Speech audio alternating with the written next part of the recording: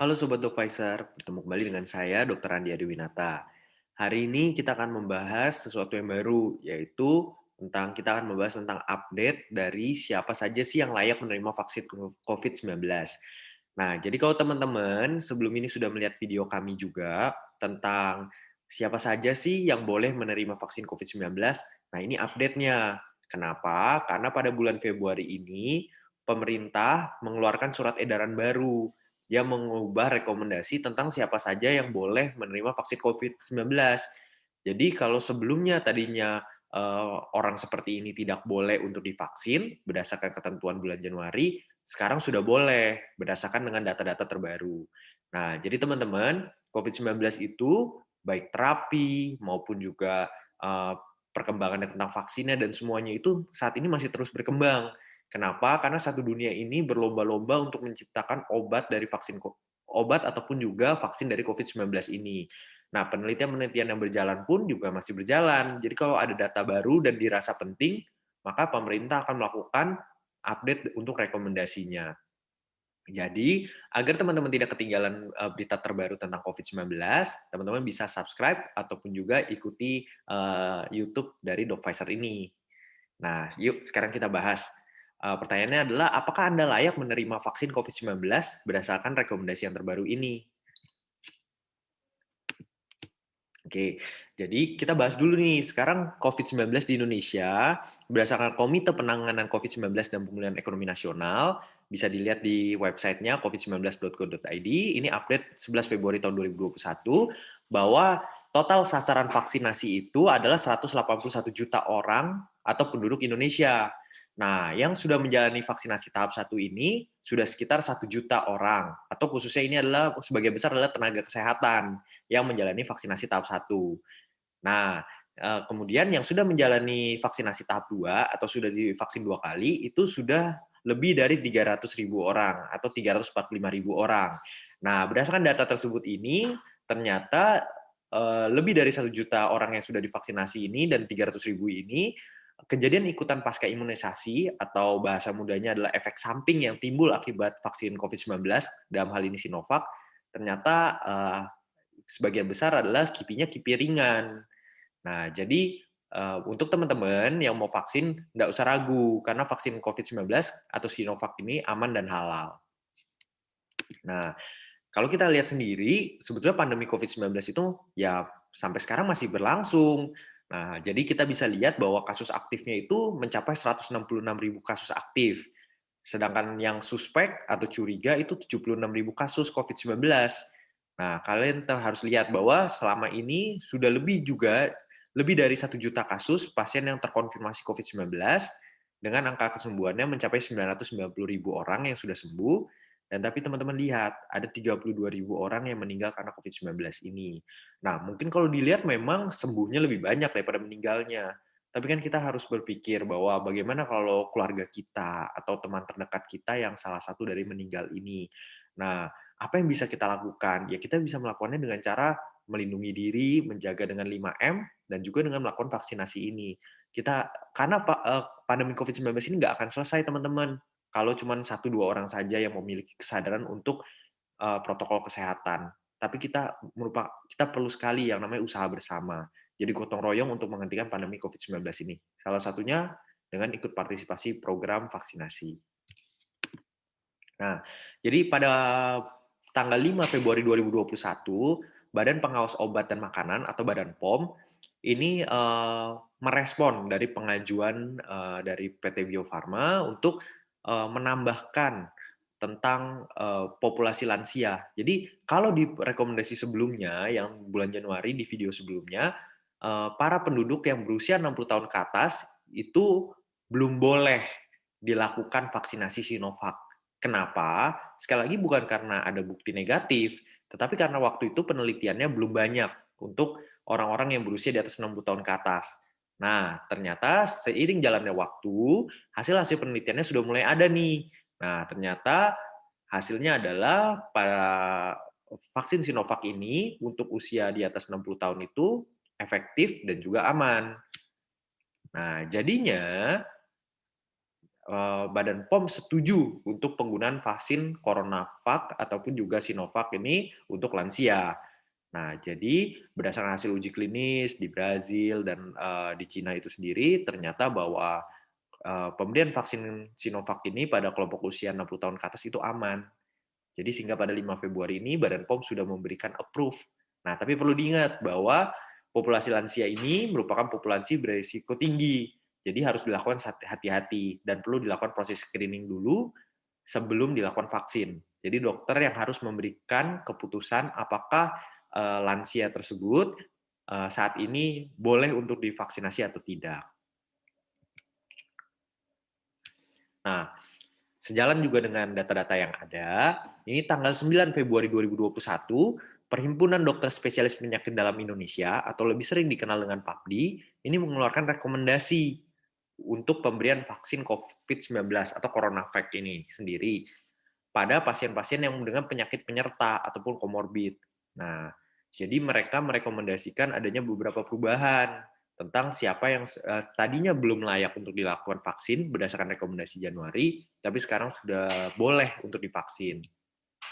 Nah, akhirnya data-data itu semua sendiri sudah diterima oleh Kementerian Kesehatan, dan yang tadinya petunjuk teknis pelaksanaan vaksinasinya itu bulan Januari 2021 itu akhirnya sudah direvisi atau diupdate, khususnya tepatnya pada tanggal 11 Februari 2021 itu sudah ada surat edaran baru, yaitu surat edaran dari Kemenkes tentang pelaksanaan vaksinasi COVID-19 pada kelompok sasaran lansia, komorbid, dan penyintas COVID-19 serta sasaran tunda. Nah, yuk kita lihat isinya sama-sama. Yang pertama adalah lansia atau penduduk berusia di atas 60 tahun layak divaksin dengan jeda pemberian suntikan pertama dengan kedua adalah 28 hari.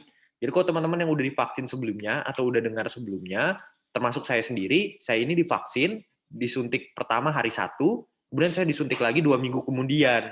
Nah, tapi untuk lansia direkomendasikannya bedanya 28 hari. Jadi disuntik hari 1, terus kemudian disuntik lagi 28 hari kemudian. Nah, selanjutnya lagi ada catatannya lagi. Lansia ketika akan divaksin Sinovac atau CoronaVac ini harus dilakukan penyaringan dengan beberapa pertanyaan. Nah, inilah pertanyaan tambahan untuk lansia yang nanti akan ditanyakan. Jadi kalau teman-teman yang punya keluarga lansia, pada saat membawanya ke pos vaksinasi, akan ditanya dulu pertanyaan ini. Ada 5 pertanyaan. Tujuannya apa sih? Nah, kita mau agar lansia ini fit. Nah, jadi saat dilakukan vaksinasi itu lansianya itu fit. Nah, jadi ini adalah beberapa pertanyaan yang untuk juga menapiskan penyakit-penyakit lain yang mungkin ada pada lansia tersebut. Yang pertama adalah, apakah Anda mengalami kesulitan untuk naik 10 anak tangga? Yang kedua, apakah Anda sering merasa kelelahan? Apakah Anda memiliki 5 atau lebih dari 11 penyakit berikut ini? Ada hipertensi, diabetes, kanker, penyakit paru kronis, serangan jantung, gagal jantung kongestif, nyeri dada, asma, nyeri sendi, stroke, dan juga penyakit ginjal. Nah, kemudian pertanyaan keempat adalah, apakah Anda mengalami kesulitan berjalan kira-kira 100-200 meter? Dan yang terakhir, apakah Anda mengalami penurunan berat badan yang bermakna dalam setahun terakhir? Nah, jadi pertanyaan-pertanyaan ini sebetulnya mengarah juga ke arah suatu penyakit tertentu. Misalkan, yang apakah Anda mengalami kesulitan berjalan kira-kira 100-200 meter, mungkin itu lebih mengarahkan juga ke arah misalkan penyakit gagal jantung. Nah, untuk saat ini kan vaksin Sinovac itu belum direkomendasikan atau belum layak untuk pasien-pasien dengan gangguan jantung. Nah, sehingga ditunda dahulu. Nah, tapi pada intinya adalah jika terdapat 3 atau lebih jawaban ya, maka vaksin tidak dapat diberikan untuk saat ini. Jadi bukan berarti kalau misalkan ini sudah diperiksa, lansianya dikondisikan dengan baik, dan pertanyaan ini nanti ketika dipertanyakan kembali, ternyata jawabannya tidak, ya berarti lansia tersebut saat itu layak untuk dilakukan vaksinasi. Jadi tunda, bukan tidak boleh diberikan sama sekali. Nah, apalagi update yang terbaru? Pertama, penderita hipertensi dapat divaksinasi, kecuali jika tekanan darahnya di atas 180/110. Nah, jadi pengukuran tekanan darahnya sebaiknya dilakukan sebelum meja screening. Yang artinya apa? Kalau waktu itu hipertensi itu masih jadi kontroversi ataupun juga bolehnya kalau tidak salah terakhir 140/90, tapi di sini boleh dikatakan bahwa hipertensi itu boleh divaksinasi atau asalkan tidak di atas 180/110.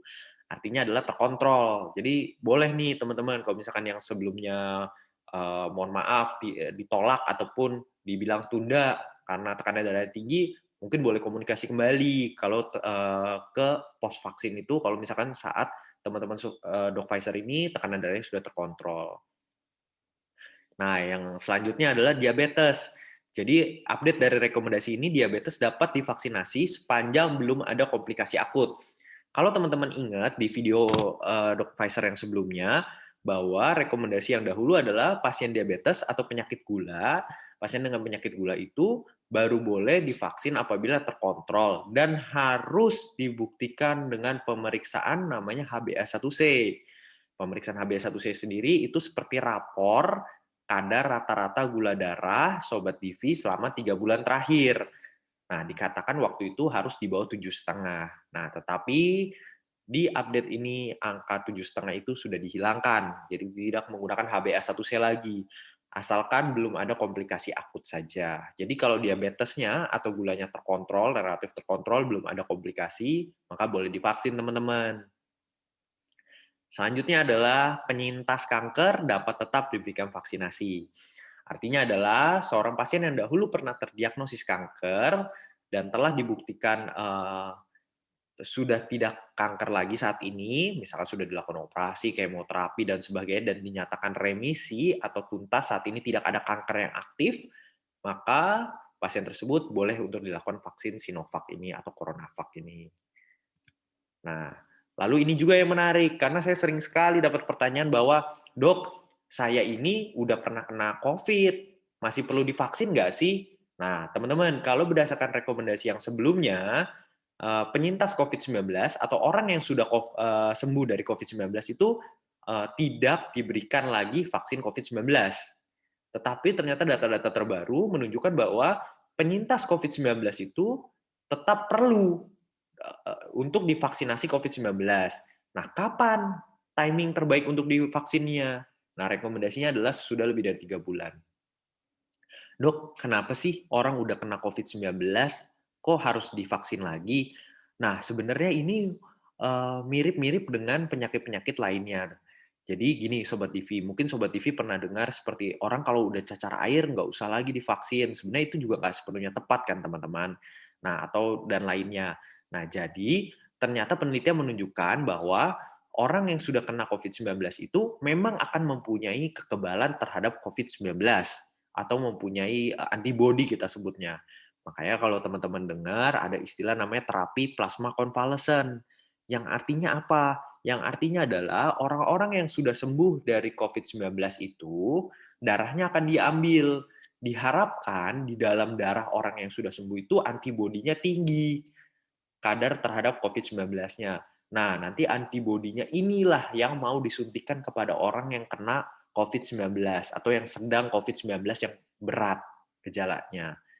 Nah, tapi data-data menunjukkan bahwa ternyata orang-orang yang sembuh dari COVID-19, antibodinya itu beragam hasilnya. Ada yang kadarnya tinggi, ada yang kadarnya rendah. Dan ternyata tidak menetap secara jangka panjang sekali, sampai bertahun-tahun atau diperkirakan seumur hidup akan tetap ada. Nah, karena belum ada data-data penting lainnya dan karena ada data tersebut yang menunjukkan bahwa tidak konsistennya kadar antibodi setelah orang sembuh dari COVID-19 dan juga kadar antibodi yang kemungkinan akan menurun seiring jalannya waktu, maka sebaiknya divaksin saja untuk mencegah terkena COVID-19 kedua kalinya. Nah, yang terakhir adalah ini mungkin berita yang paling membahagiakan untuk para ibu-ibu, yaitu ibu menyusui dapat diberikan vaksinasi. Nah, kalau di rekomendasi sebelumnya masih belum layak, tapi sekarang boleh. Nah, kalau ibu hamil gimana, Dok? Nah, untuk ibu hamil sampai saat ini di dalam rekomendasi per Februari ini masih belum dapat diberikan belum dapat diberikan CoronaVac ini. Nah, sekali lagi bukan karena ada efek negatifnya ya, karena kami masih perlu data-data lebih lanjut. Nah, bukan berarti nanti kalau misalkan ke depannya sudah ada datanya, nanti bisa berubah rekomendasinya. Sama seperti ibu menyusui ini yang tadinya belum layak, tapi sekarang sudah boleh diberikan vaksinasi. Nah, sebagai penutup dan kesimpulan bahwa rekomendasi vaksin COVID-19 ini akan terus berkembang. Jadi mungkin yang tadinya tidak boleh sekarang jadi boleh. Sekali lagi itu semua berdasarkan dengan data-data dari hasil penelitian yang sedang berlangsung Nah, nanti itu akan membuat jadi rekomendasinya. Nah, ingat teman-teman, meskipun sudah divaksin tetap harus 5M, harus tetap protokol kesehatan harus tetap dijalankan. Dan ingat, antibodi yang ditimbulkan oleh vaksin COVID-19 itu kemungkinan baru terbentuk 2 minggu sampai 4 minggu dari suntikan kedua. Jadi bukan berarti setelah disuntik vaksin kedua, maka langsung antibodinya timbul. Tidak seperti itu ya teman-teman.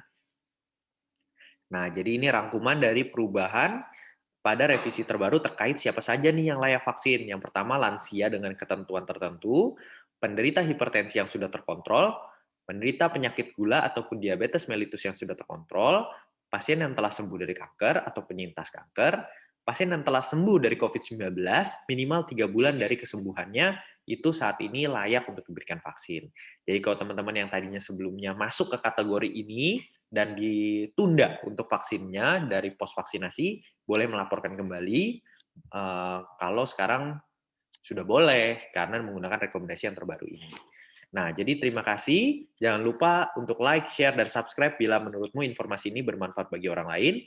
Dan bila ada pertanyaan lebih lanjut, dapat dituliskan ke kolom komentar ini, di bawah ini, ataupun juga ke Instagram kami langsung. Baik, mungkin ini yang dapat saya bagikan. Terima kasih.